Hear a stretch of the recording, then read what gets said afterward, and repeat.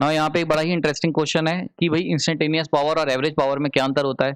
आपको पता होगा पावर सिस्टम की सीरीज चल रही है और उसके अंदर मैंने इंस्टेंटेनियस पावर का एक बड़ा अच्छा कॉन्सेप्ट कवर किया है। 3 लेक्चर मैं डाल चुका हूँ इंस्टेंटेनियस पावर पे, लगभग कवर कर दिया है पूरा पोर्शन।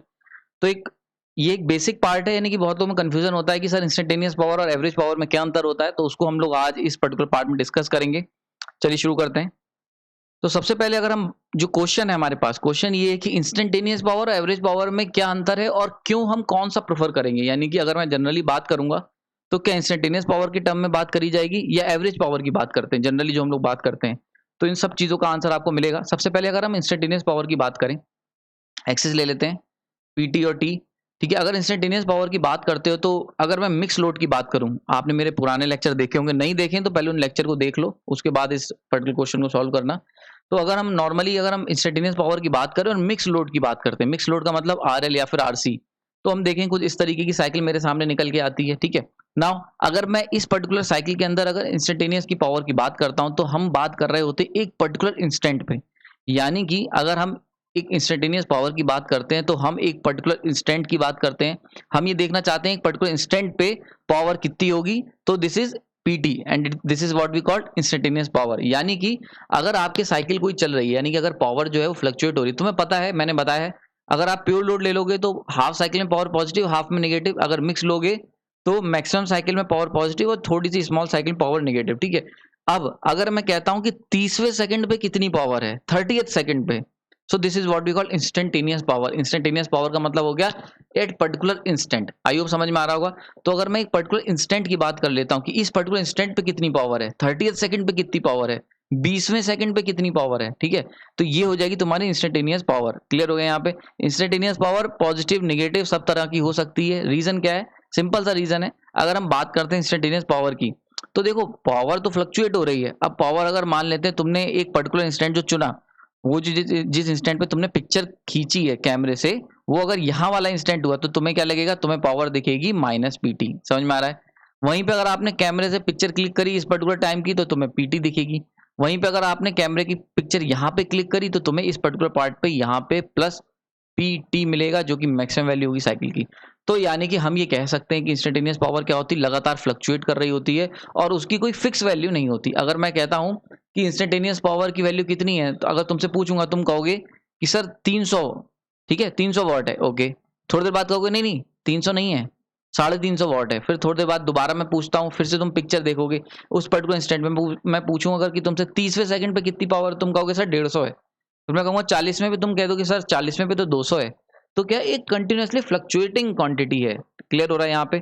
वहीं पे अगर हम बात कर लेते हैं एवरेज की, जरा उसको देखते हैं। अगर ये सेम साइकिल, ये जो मैंने इंस्टेंटेनियस पावर की साइकिल बनाई है, अगर इस पूरी साइकिल का मैं क्या करूं, एवरेज निकाल लूं, तो एवरेज कुछ यहाँ पे आएगा इस तरीके से ना। ये जो एवरेज निकाला है ये this is what we called average power. ठीक है, तो यहाँ पे चीज निकल के आती है एवरेज पावर का कॉन्सेप्ट। एवरेज पावर में हम लोग क्या करते हैं, हम कहते हैं भाई हमें एक पर्टिकुलर इंस्टेंट से कोई मतलब ही नहीं है, हम ये चाहते हैं कि पूरी साइकिल में कितनी पावर आ रही है।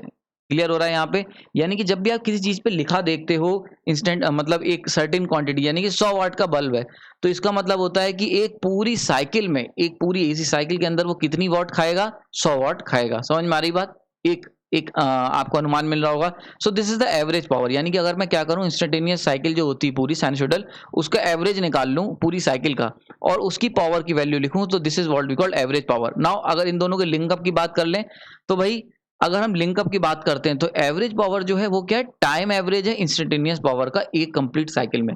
यानी कि एक साइकिल के अंदर इंस्टेंटेनियस पावर जितना भी उसका एवरेज निकलेगा वो हो जाएगी तुम्हारी एवरेज पावर। यानी कि एक पर्टिकुलर इंस्टेंटेनियस पावर की जो साइकिल होती है उसका एवरेज है हमारी एवरेज पावर। क्लियर हो रहा है यहाँ पे ना। अगर हम बात कर लेते हैं प्रैक्टिकल इंपॉर्टेंस की, प्रैक्टिकल दोनों में से कौन सा इंपॉर्टेंट है, तो ये थोड़ा अंदाजा मिल गया होगा, फिर भी मैं बता देता हूँ। अगर हम इंस्टेंटेनियस पावर की बात करते हैं तो इंस्टेंटेनियस पावर क्या होगी, मैग्नीट्यूड भी इसका वेरी कर रहा है और साइन भी वेरी कर रहा है साइकिल में। यानी कि अगर हम साइकिल की बात करें तो देखा होगा तुमने, कभी पॉजिटिव कभी नेगेटिव, यानी कि साइन भी वेरी कर रहा है और मैग्नीट्यूड भी, कभी मान लेते हैं 100 है, कभी 200 है, कभी मैक्सिमम वैल्यू 250 है। यानी कि तुम, ये सब कुछ डिपेंड करेगा इंस्टेंटेनियस पावर किस इंस्टेंट पे देख रहे हो। यानी कि तुम्हारी नजर पड़ी इस समय तुमने देखा कि भाई पावर के जो साइनसोइडल साइकिल है वो अपने मिनिमम पॉइंट पे है, तो तुम्हें कहेगा यार पावर बहुत कम आ रही है। फिर थोड़ी देर बाद तुमने दोबारा देखा, आपकी साइकिल जो थी अपनी मैक्सिमम वैल्यू पे थी। ठीक है, इसको समझो जरा इस कॉन्सेप्ट को, कि मान के चलते हैं हमारे पास ये पावर की साइकिल चल रही है, ठीक है, ये अब तुमने इस इंस्टेंट पे देखा, यहाँ पे तुमने अपनी घड़ी देखी, यहाँ पे फोटो क्लिक करी तो तुमने देखा यार पावर तो बहुत अच्छी आ रही है, 300 वॉट समथिंग आ रही है। फिर थोड़ी देर बाद तुम्हारी नजर पड़ी, तुमने देखा अरे मिनिमम पॉइंट पे देखा तुमने तो पावर कितनी मान लेते हैं, -50। तुमने कहा यार पावर बहुत कम आ रही है, निगेटिव में पावर आ रही है। फिर थोड़ी देर बाद तुमने देखा पावर दिखी तुम्हें 200 वॉट। तुमने कहा यार पावर तो ठीक ठाक आ रही है लेकिन अच्छी नहीं है, मीडियम पावर आ रही है। समझ में आ रहा है? सो दिस इज द कॉन्सेप्ट। यानी कि क्या होगा, इंस्टेंटेनियस पावर की अगर बात करते हो तो लगातार चेंज होगी, तो एक यूनिक क्वांटिटी, एक कांस्टेंट क्वांटिटी हम नहीं दे सकते, ठीक है। तो इसीलिए क्या होता है, इसकी कोई प्रैक्टिकल इंपॉर्टेंस नहीं होती। अगर हम बात करते हैं इंस्टेंटेनियस पावर की तो उसकी कोई प्रैक्टिकल वैल्यू नहीं, कहीं भी आपको इंस्टेंटेनियस पावर लिखा हुआ नहीं दिखेगा, ठीक है। बात समझ में आ रही है?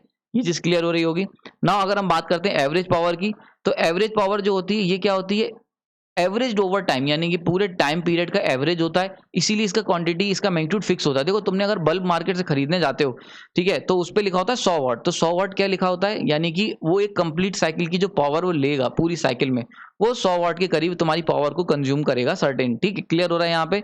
अब यानी कि वो एक एवरेज आ गया निकल के, एक पूरी साइकिल का एवरेज आ गया। क्लियर हो रहा है यहाँ पे? सो इसीलिए जब भी हम बात करते हैं एवरेज पावर की, तो मतलब मैक्सिमम जगह पे हम एवरेज पावर की ही बात करते हैं, इंस्टेंटेनियस पावर की बात कभी नहीं करते। हम यही देखते हैं कि भाई ऑन एन एवरेज कितनी पावर खा रहा है ये। क्लियर हो रहा है यहाँ पे? समझ में आ रही बात? सो अगर पिक्चर से क्लियर कर लें, ये मैंने बहुत बार बताया हुआ है आपको, पिक्चर से देख सकते हो, ये आपकी इंस्टेंट पावर हो गई, इंस्टेंट पावर का कर्व है, जबकि ये जो मैंने मीन निकाला है, इसका एवरेज निकाला है, this is average power. Clear?